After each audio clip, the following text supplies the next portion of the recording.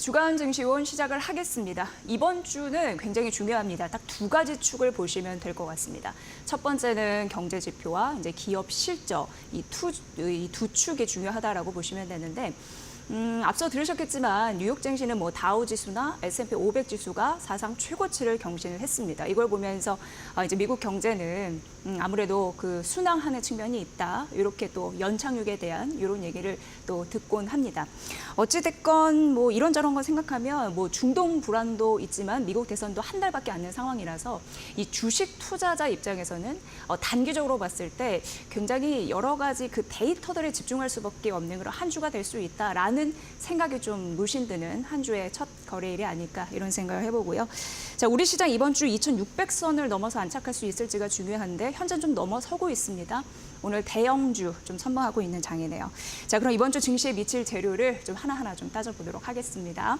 오늘 이 시간에 한지영 키움증권연구원과 함께 하겠습니다. 어서 오세요. 네, 안녕하십니까. 네, 반갑습니다.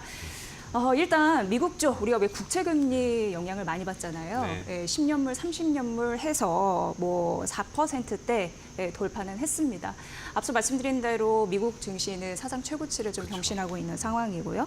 근데 11월 FOMC에서 금리 동결에 대한 가능성이 나오는데 우리가 이번 주에 집중해야 되는 건 또 결국 미국의 고용시장 데이터가 아닐까 이런 네, 생각도 맞습니다. 해보게 됩니다. 어떻게 보시나요? 네, 뭐 미국은 저희가 10월 초에 9월 비농업 부문 고용의 서프라이즈가 나오면서 네. 이제 다시 뭐 노랜딩 골디락스 전망 이야기가 이제 거론이 되고 있더라고요. 그러니까 좋다 이런 느낌이죠. 그쵸. 예. 여기 뭐 미국은 뭐 침체 없고 소프트 랜딩도 없고 골디락스로 순항할 거다라는 기대감들이 나오고 있는데 그로 인해서 뭐 금리 동결 말씀하셨던 대로 금리 11월 달에 뭐 한 번 쉬고서 금리 인하할 거다 이런 좀 이야기까지도 나오고 있는 게 현재 상황인 것 같아요.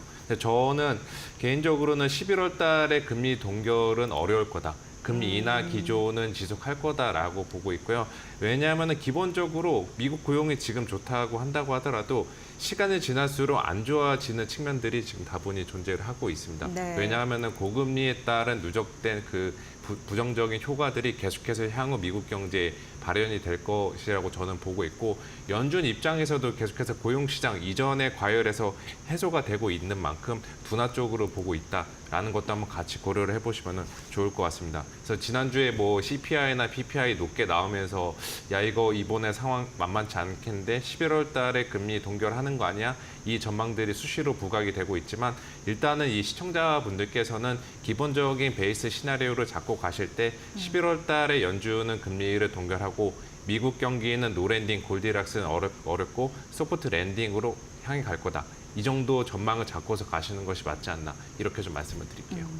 결국 한 연구원님은 그 일주일에 한 2번 정도 이상 리포트를 또 잘 내시잖아요. 네네. 그래서 분석 보고서 꼼꼼히 보면 항상 이 소프트 랜딩 이 부분을 좀 강조하시더라고요. 네네, 그 맞습니다. 시나리오는 유지가 될 것이다 이렇게 좀 느껴지는 바이고 사실 이제 고용이 있다면 소비도 중요합니다. 맞습니다. 미국 경제의 3분의 2를 차지하는 게 그 소비인데 또 소매 판매 지표도 중요하다라고 평소 강조를 하시잖아요. 네, 맞습니다. 이번 주에 나옵니다. 네, 이번 주에 소매 판매랑 산업 생산이 나오는데 잠깐 아까 말씀을 드린 것처럼 지난주는 인플레이션에 대해서 다들 매크로상으로 주목을 하는 한 주였다면은 이번 주는 다시 이제 미국 경기 그 자체에 대해서 주목을 하는 한 주가 될 것 같아요. 지금 살짝 헷갈릴 수가 있는 부분이 시장 입장에서도 컨센서스를 보면은 소매 판매는 증가세를 지속할 것으로 지금 컨센이 형성된 반면에 그리고 경제가 탄탄하다 느끼게 그쵸. 되는 거죠. 근데 예. 반면에 그와 비슷한 동일하게 중요한 지표인 산업 생산은 오히려 감소세를 예. 보일 것으로 전망이 되고 있습니다.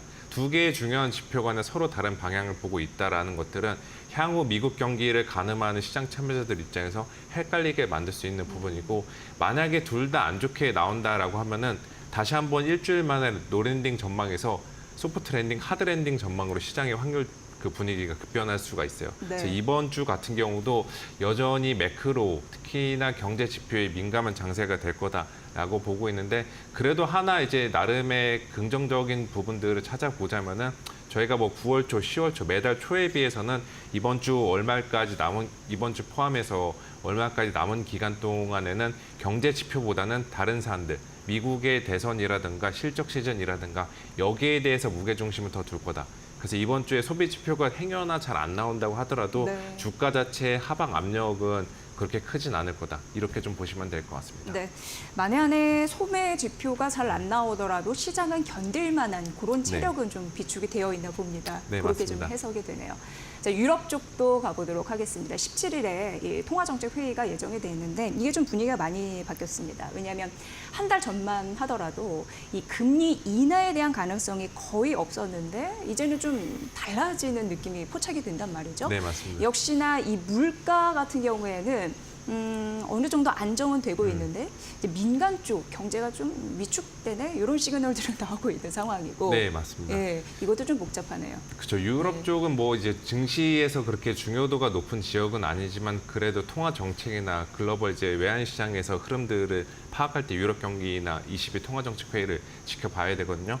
유럽 같은 경우는 지금 뭐 중국이나 미국 다른 세계 그 주요 대륙들에 비해서 경기 모멘텀들이 경기 서프라이즈 지수로 보면 계속 내려가고 있어요.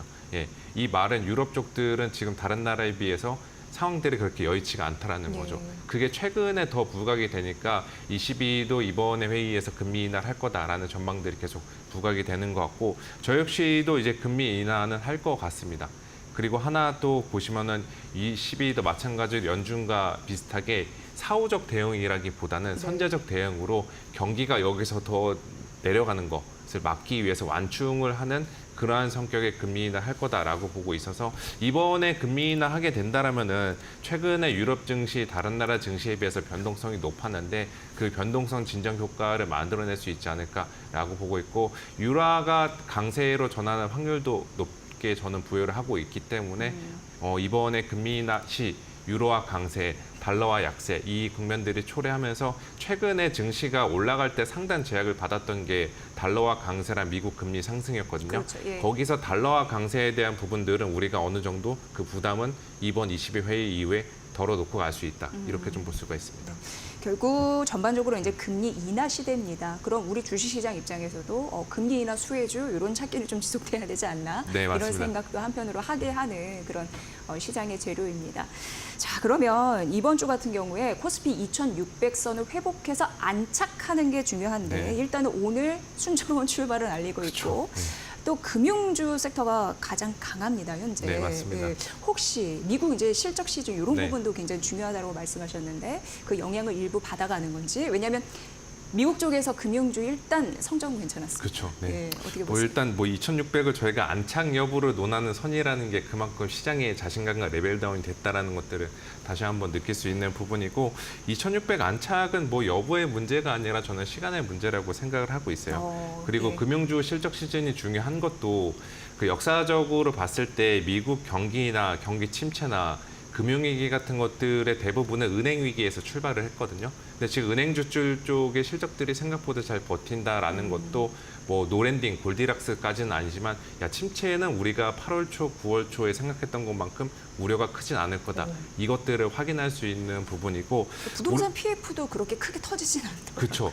그 네. 예전에 금융위기 이후에 완충 장치들을 제가 봤을 때 다 은행들도 네. 그렇고 그 연준이나 그 당국 차원에서도 잘 쌓아 나갔던 것 같아요. 네. 그것들이 이번에 뭐 작년에 기억하시겠지만 SVB 사태 터지고 나서도 그 파장들이 상당히 제어가 됐었잖아요. 그것도 같이 한번 고려해 보시면 될 것 같고요. 미국 금융주들 실적 좋았고 우리나라 금융주들도 저는 기대해 볼 만하다라고 생각하고 있어요.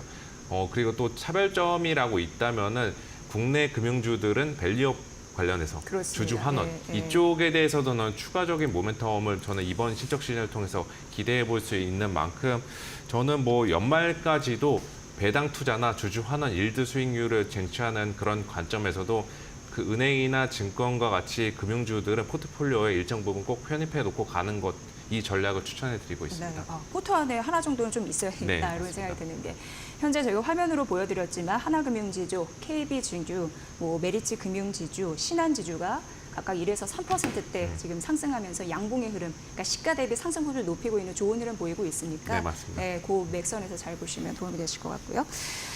이번 주에 넷플릭스 실적도 발표하거든요. 네. 근데 기술주에서 첫 스타트를 끊습니다. 굉장히 네. 중요한 의미가 있습니다. 뭐 어떻게 맞습니다. 좋게 전망을 하시는지. 지금 팩트셋 데이터들을 보면은 최근 5년 동안은 평균적으로 그 테크 업체들, 기술주들이 가장 긍정적인 가이던스를 많이 제시한 것으로 그렇죠. 평균으로 계산해도 나타나고 있거든요. 이거는 우리나라랑은 다르게 기술주들에 대한 실적 기대치가 지금 높아진 상태다라고 보고 있고, 과거에 실적 기대치 높아졌을 때 실적 시즌을 반추해 보면은 그 기대치를 상회하면은 주가는 제대로 하락을 하게 되는데, 만약에 기대치를 상회하지 못하고 컨센에 부합하거나 하회한다면은 평년 실적 시즌에 비해서 주가 하락 반응이 굉장히 과도합니다. 특히나 우리 시장 더 심하잖아요. 그렇죠. 민감도가. 우리나라도 그렇고 예. 미국도 그렇고, 더군다나 미국은 지금 뭐 S&P 500 신고가 가고 있고 다우 신고가 가고 있을 정도로 지수 레벨이랑 단기 밸류에이션 부담들이 누적이 되어 있는데, 이러한 상태 속에서 테크 실적 시즌들이 시원찮게 보낸다? 저희는 뭐 7월 말에 겪었던 것처럼, 그 빅테크 실적 시즌 때 겪었던 것처럼 변동성들은 다분히 노출될 수 있기 때문에 이제는 어느 정도 미국 증시도 중간중간에 차익 실현, 그 실적 시즌을 빌미로 차익 실현 압력에 대해서 좀 대비를 해야 되는 시점이다. 이렇게 좀 말씀을 드리겠습니다. 네. 어쨌든 이제 빅테크의 포문을 열 기술주 쪽, 그 넷플릭스의 실적 발표도 우리 시장 영향을 줄 수 있는 부분이니까 잘 보시면 도움이 되실 것 같고요. 테슬라에 대해서 이 주말 동안에 엄청난 기사들이 그렇죠. 또 올라왔고, 이제 로봇 택시가 공개가 됐는데 결국 발표하고 시총 10위 밖으로 떨어져 나갔어요. 네, 맞습니다. 8% 급락. 이걸 보면서 외관은 뻔쩍한데 뭐 구체적인 데이터가 없어서 뭐 실망했다 이런 얘기도 나오고 있는데, 이게 이제 문제는 그동안 간신히 살려온 2차 전지 관련주, 왜냐면 금리 인하 수혜주에 그렇죠. 중국 경기 부양책에 LG 엔솔까지 실적이 의외로 괜찮았거든요. 네. 전망치를 말씀드립니다. 찬물을 끼얹은 요소가 나와서 말입니다. 어떻게 그렇죠. 보십니까? 단기간에 뭐 찬물은 끼얹을 수 있는데, 네. 그 테슬라 이번에 로봇택시 같은 경우는 2차 전지나 전기차 쪽 그 자체보다는 자율주행과 관련돼서 FSD. 이제 FSD 예, 이쪽에서 이제 테마 쪽들의 힘이 셌던 거고, 그쪽이 최근에 힘이 빠지고 있는 거지. 2차 전지 전반에 걸친 뭐 주가의 추세적인 하락 전환, 이런 사태는 저는 일어나지 않을 거다라고 보고 있어요. 2차 전지는 제가 봤을 때도 여전히 내러티브, 스토리텔링하기 좋은 주식이라고 저는 생각을 하고 있고, 또 실적 같은 경우도 3분기 실적들도 대부분 다 안 좋게 나올 텐데, 이게 그 평균적인 시장의 생각들을 종합을 해보니까 거의 실적 바닥이다. 그리고 역사적 뭐 2차 전지 실적 뭐 가시화 되려면은 내년도 한 2분기, 3분기까지는 가야 되는데, 주가 같은 경우는 평소 1에서 2개 분기 정도 먼저 선반영하니까 지금부터는 사도 되는 구간이다. 이러한 식의 스토리텔링들이 나오고 있는, 내러티브가 나오고 있는 이 구간이어서, 저는 뭐 이번 테슬라 실망감으로 오늘 뭐 조정을 받고 있긴 하지만 이게 그 여진이 오래 가지는 않을 거다. 매수 기회로 활용해도 좋지 않을까, 이렇게 좀 말씀을 드리겠습니다. 네. 그 LG 엔솔이 예상보다 깜짝 실적을 네. 내줬잖아요. 그러면서 2차 전지 관련주 시총이 18조나 불어났다고 합니다. 그쵸. 이제는 좀 안심할 수 있는 그런 토대가 되지 않을까 이런 생각을 하면서 좀 보셔야 될 것 같고, 이 테슬라 실적 발표는 이번 주 아니고 다음 주다. 네, 맞습니다. 이렇게 정리를 해드리도록 하겠습니다. 자, 중국도 굉장히 중요합니다. 왜냐하면 여기서 경기 부양책이 줄줄이 나오고 있는데 이게 통이 굉장히 큽니다. 사이즈가 달라졌죠. 네, 그리고 국채 발행도 10조 위안이 난다고 해서 굉장히 네. 놀랐는데, 역시 중국이다 이런 생각을 합니다. 어쨌든 근데 이게 문제가 되는 거는요. 중국이 그렇게 하다 보니까 우리 시장에 모일 수 있는 수급이 중국으로 빠져나갈 가능성이 있거든요. 이에 대해서는 어떻게 보십니까? 지금 이미 빠져나가고 있었고, 지난 2주 동안 딱 그 중국 인민은행이 부양책 발표하고 나서 2주 동안 그 한국이랑 대만이랑 인도 쪽 보면은 자금이 맞아요. 동시에 다 예, 빠져나갔어요. 예. 지금 중국은 글로벌 펀드 수급을 발표하고 있지 않아가지고 이들로 돈이 들어갔는지는 확인할 수 없지만, 중국 빼고 다른 아시아 국가들에서 돈이 빠져나갔다는 거는 그 돈들이 대부분 중국으로 갔다는 것을 그러니까. 추정을 해볼 수가 있죠. 아마도 이번 주에도 그런 작업들이 진행이 되지 않을까라고 보고 있는데, 대신에 이제 주가상으로 보면은 그 최근 일주일 동안 변동성들이 워낙 컸잖아요. 예. 이 변동성들 같은 경우는 이제 개인 투자자분들은, 중국에 있는 개인들은 모르겠지만 글로벌 기관 같은 경우는 단기 변동성이 그렇게 커지면은 자금 유입, 그 투입을 멈추는 측면이 있거든요. 예. 그래서 저는 뭐 이번 주에 중국으로 자금 이탈이 다시 진행이 된다고 하더라도 그 강도는 지난 2주 동안 다를 거다, 약할 거다라고 보고 있고, 중국 쪽에서 우리가 주목을 해야 되는 거는 금요일 날 발표되는 중국의 소비랑 GDP 성장률 데이터 같아요.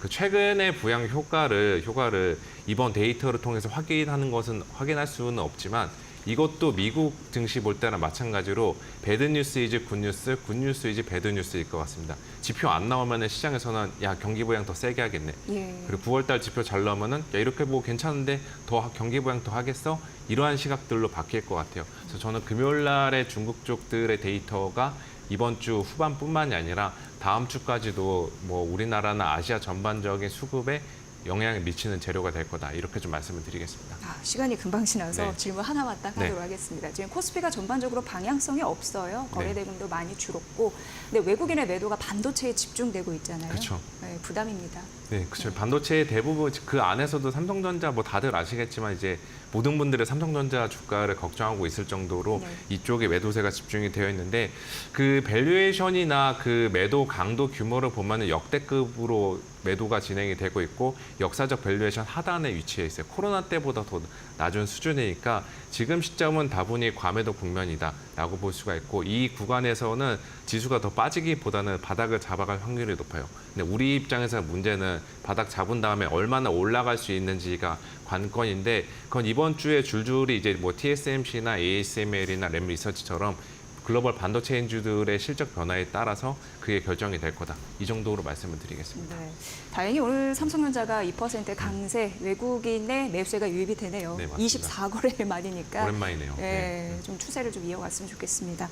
오늘 굉장히 분석 아주 잘해주셨습니다. 한지영 키움증권 연구원과 함께했습니다. 잘 들었습니다. 네, 감사합니다.